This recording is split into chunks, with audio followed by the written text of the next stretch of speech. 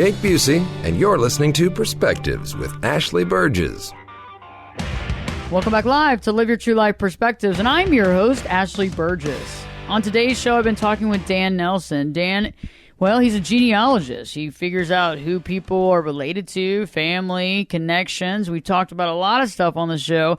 We've talked about mobsters. We talked about, that situation about Dan, about how the kid was taken away, and then all this. That's always interesting stuff. So you were talking about the kid possibly being related to the Sears family. The wife dies in a polo accident, takes the kid back, but then we find out it's a little different than the story, but kind of somewhat of the same. And so then the father of the child actually ends up being on a boat, you said, with doers. Tell me just a little bit more about that to refresh everybody's memory. Yeah, he basically went to sea, and the story was, when I first got the story, it was with, they named some other sort of whiskey or something. It wasn't the right one, but I worked at it, and I finally figured out it was Doers. Took a trip around the world, the guy that had inherited most of the money from the Doers distillery in Ireland. And on this trip around the world, a book was written afterwards, and in that book I found her great-great-grandfather in there. His name was Tom Smith. Again, not the ideal name to work on, but it was quite a deal, and I got a copy of the book for her. It's a pretty rare book, and so I was able to validate that. They had a lot of great stories in that family, especially being Smith, because that's usually not one of the easier ones. That's got to be pretty challenging. I mean, that's like Patel, Indian name Patel, or, you have Smith, that's hard, right? It is. It is harder if you don't have some clues to work with. Of course, clients come to us from all various stages. There's people that are adopted and they really don't know anything. I had a client that really didn't know even her grandparents' names. And so they ended up with 2 full books, 500 pages, just working on that. But I have other clients that say, I've sort of done this my whole life, and I've got a bunch of stuff together, but I don't know what to do with it. I don't know how to put a bow on it. So we do that for them and pull it all together so they could say, hey, this didn't just get thrown in the trash when somebody passed away. It actually became something that's living, breathing, because one of the interesting things with these books is it's not just grandma and grandpa that like reading them, it's the millennials too, because if you've ever tried to click around on a family tree online, it's pretty easy to get lost. It's pretty disorienting, despite all the people that create those best attempts to make it easy to follow. You put it in a book, you give them a bookmark, and people continue to read through it. They come back to it. So I'd call it a live coffee table book because people continue to come back to it. One of the interesting things that I just came across on the client I'm working on now was he was murdered, and his murderer, to sort of atone for what he did, donated his skin to be used to create a skin-bound book. What? Yeah, apparently. Wait a second. What? Okay. What happened?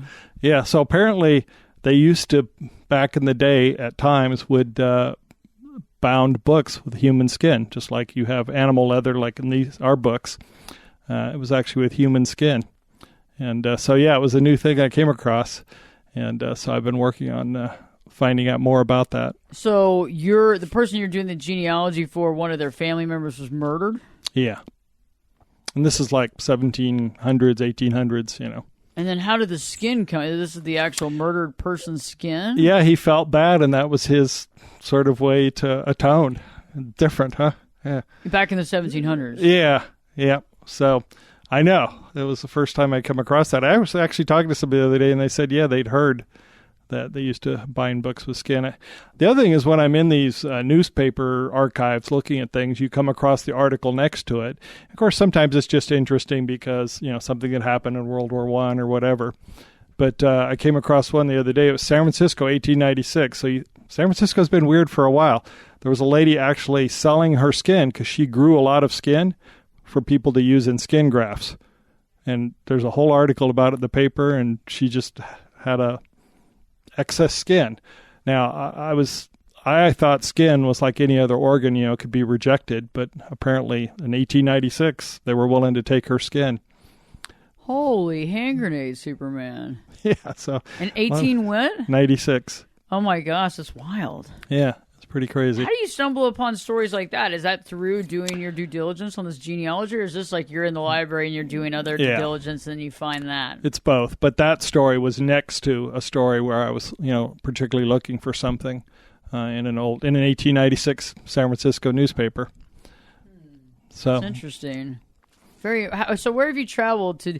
Have you had to travel all over the world to do this stuff? I mean, to get the information and to find it, or have you been able to stay more here in the United States? Because I know you were talking about earlier about how, as far as lineage is concerned, there's not like kings and queens leaving to come over here. But how do you do most of that research? Is it at local libraries around the country, or how does that work? A lot of it depends what the client wants to do, because some clients don't want to pay for me to travel, and I certainly understand that. So I do what I can do, through the internet, through writing, just continuing to collaborate with people to figure it out.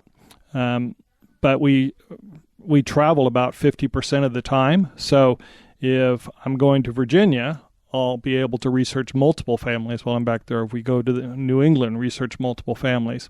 So if people said, hey, I got to have my ancestry done, I need it done in 2 weeks, then no, that probably wouldn't work for them. But if they say, hey, over the next year, I'd like you to work on this. And then we just sort of see where I run into the end of the line.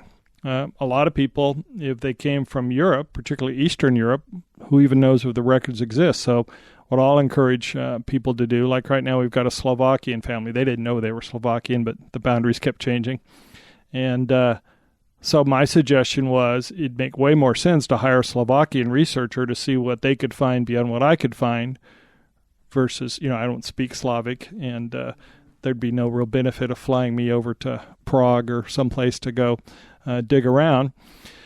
So some families decide to do that, and some say, you've uncovered enough, and that's all we really want to know, because, people have they have the interest, but they don't have an unlimited interest in terms of their budget. So, we sort of talk about that and figure it out so that the project sort of fits their budget. Have you had, and I'm sure you have had clients that they say sky's the limit, just keep going? Well, nobody's actually used those words. but I mean, like, keep uncovering, keep doing it. Have you had somebody that just kept pushing you and you were like, they're like, you're on the trail, we want to know as much as we possibly can? Well, I try and make sure people feel that they get good value. I did have a client that his father done genealogy as a passion, and so he wanted to honor his father and make sure everything didn't get thrown away.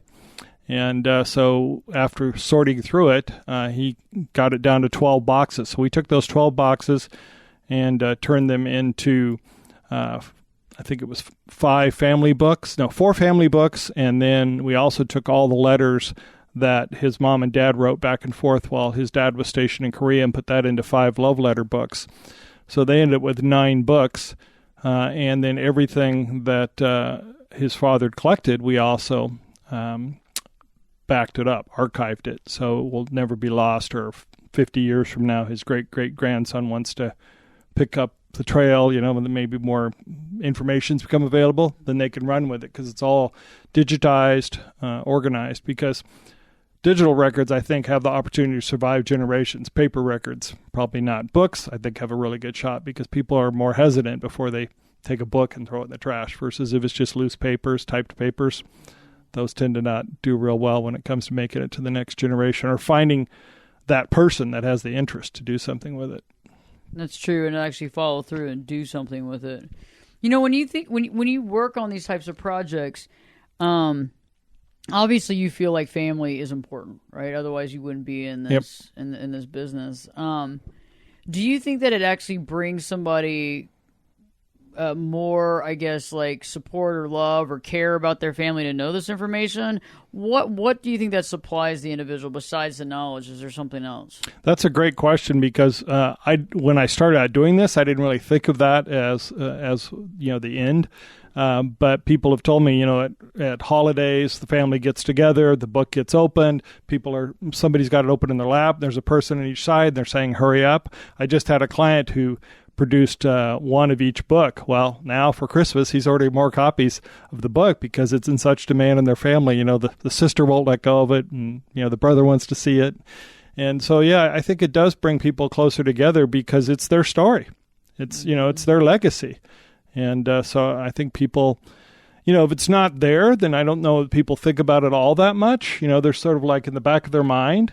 But when it's there in front of them, I think it's greatly unifying for families to get together with the books. I think the books do pull families together. It's sort of like a printed family reunion, if you will. And of course, in the books, we have the contemporary part up front, which is, more modern, current pictures of all the, alive descendants and their families. So it isn't just start with deceased people and work back. That's cool. Well, when we were trying to be talking more about that, more about ancestry, more about family, the value of the family, I think, too, as well. Because, when I talk about on the show, I talk about values. Like, what do we value? What are our morals? What are our beliefs? And a lot of us really value our family. It's one of our top things. And so definitely, if you value family, this is definitely up your alley. And this is a definitely subject matter that really matters. So stay tuned. We'll be talking more about that. Dan will be in studio as well in this next segment, talking more about family, the family dynamic, the value of the family as well. Live Your True Life Perspectives with your host, me, Ashley Berges, will be back in. We'll be back this time in 2 shakes.